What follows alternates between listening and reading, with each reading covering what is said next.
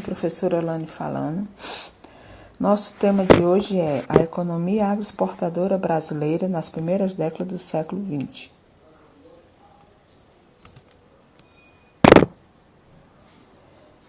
No final do século XIX, o Império Brasileiro passou por uma grave crise e culminou em 1889, com a proclamação da República. A burguesia cafeeira paulista se destacou pelo desenvolvimento do capitalismo no campo, expandindo-se sobre terras cada vez mais distantes, o que resultou, entre outras coisas, no crescimento das exportações brasileiras e na acumulação de capital pelos grandes proprietários. Os fazendeiros paulistas não se voltaram para o imigrante porque acreditavam nas virtudes ou na maior rentabilidade do trabalho livre, mas porque a alternativa do escravo desaparecia e era preciso dar uma resposta para o problema. Em 1887, menos de um ano antes da abolição, São Paulo figurava em terceiro lugar na população escrava das províncias, com 107.329.000 cativos, vindo em primeiro Minas Gerais com 191.952 e em segundo Rio de Janeiro com 162.421.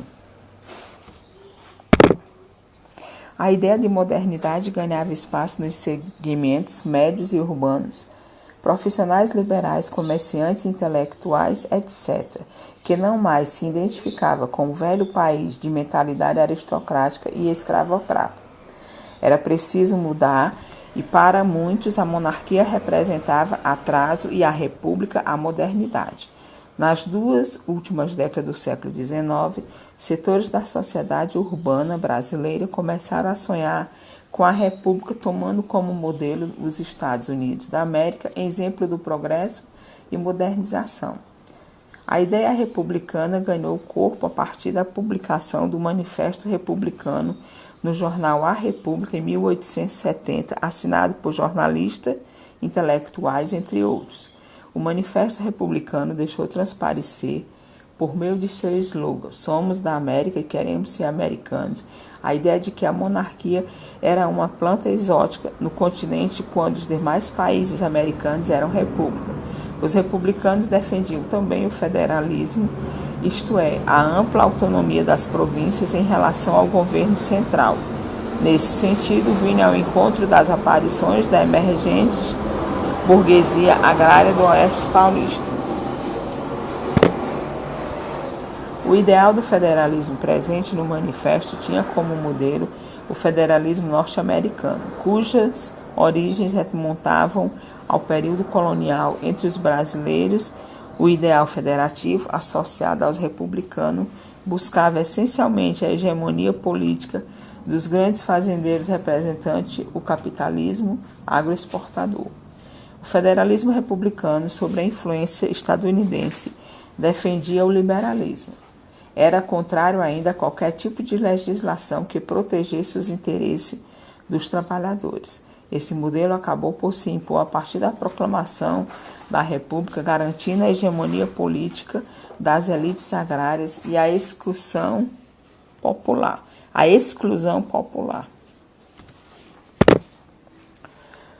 Os clubes republicanos organizavam comícios, palestras e publicavam jornais para atrair simpatizantes. Falava-se em modernização, progresso e moralidade, virtudes que estariam ligadas à concretização da República. Estudantes intelectuais, muitos contrários à escravidão, incorporaram a luta a favor da abolição ao ideal republicano. No entanto, muitos fazendeiros favoráveis à República defendiam a continuidade do trabalho escravo. Um documento papal, Bula Islabos, em 1864, determinava a expulsão dos membros da maçonaria das irmandades religiosas. No Brasil, por determinação das autoridades imperiais, a medida não entrou em vigor. Entretanto, os bispos de Olinda e do Pará decidiram seguir as orientações do Papa Pio IX, entrar em confronto com o Estado e acabaram presos e condenados. A partir da década de 1870, a monarquia entrou em conflito com os militares, mais especificamente com a jovem oficialidade, inconformada com o pouco prestígio social dispensado à classe militar. Esse descontentamento manifestava-se abertamente entre os cadetes e oficiais da Escola Militar do Rio de Janeiro, sob a liderança do tenente-coronel Benjamin Constant, defensor das ideias republicanas. O que o Exército pretendia, em última instância, era o reconhecimento de sua importância enquanto instituição e a participação decisiva nos acontecimentos políticos. A abolição da escravidão foi o resultado, sobretudo, da resistência e da luta permanente dos negros escravizados ou não, que mobilizaram especialmente ao longo da década de 1880 contra a continuidade do trabalho escravo. Essa mobilização se traduziu em fugas maciças, formação de quilombos, assassinatos de proprietários rurais e capatazes, depredação de instalações e etc. Os fazendeiros escravagistas, ao exigir e não conseguirem a indenização pela perda de seus escravos, aderiram na última hora ao movimento republicano. São os chamados republicanos do 13 de maio. Dom Pedro II, logo após a proclamação da República, recebeu ordem para deixar o Brasil. Ele e sua família partiram para a Europa em 17 de novembro. 2 anos depois, Dom Pedro faleceu em Paris. Seu corpo foi levado para Portugal, onde foi sepultado.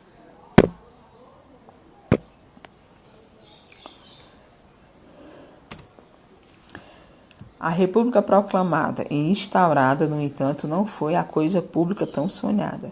O povo excluído politicamente, conforme a afirmação do ministro do Interior do novo governo provisório da República, Aristides Lobo, assistiu bestificado à proclamação da República. Instaurada a República, exilada a família imperial, organizado o governo provisório, sob a chefia do próprio Marechal Deodoro da Fonseca, o passo seguinte foi a convocação de uma Assembleia Constituinte, formada por deputados representantes de todos os estados, ex-províncias e do Distrito Federal, então o Rio de Janeiro, capital do país. A Assembleia Constituinte elaborou a primeira Constituição Republicana promulgada em 1891. Afinal, como destacou a historiadora Sandra Pessavento, era necessário definir qual república seria aplicada no Brasil. A bandeira da República. As estrelas da bandeira representam o céu da cidade do Rio de Janeiro no momento da proclamação da República. No dia 15 de novembro de 1889, às 8h30, nesse horário não havia estrelas visíveis no céu, pois era dia e apenas a grande estrela solar brilhava. O lema Ordem e Progresso é de inspiração positivista. O positivismo, doutrina elaborada pelo filósofo francês Auguste Comte, caracterizava-se pela afirmação de que o conhecimento deve limitar-se à constatação científica das leis que ordenam o mundo natural. Para isso é necessário abandonar a procura, o absoluto ou da essência das coisas. Essa doutrina também defendia o amor por princípio, a ordem por base e o progresso por fim, e também é conhecida como contismo em homenagem ao seu criador. A economia agroexportadora brasileira nas primeiras décadas do século XX, parte 1. Exercício proposto. O que os bispos de Olinda e Pará decidiram fazer? O que aconteceu com eles? O que o exército pretendia? O que foi a abolição da escravidão e em que essa mobilização se traduziu?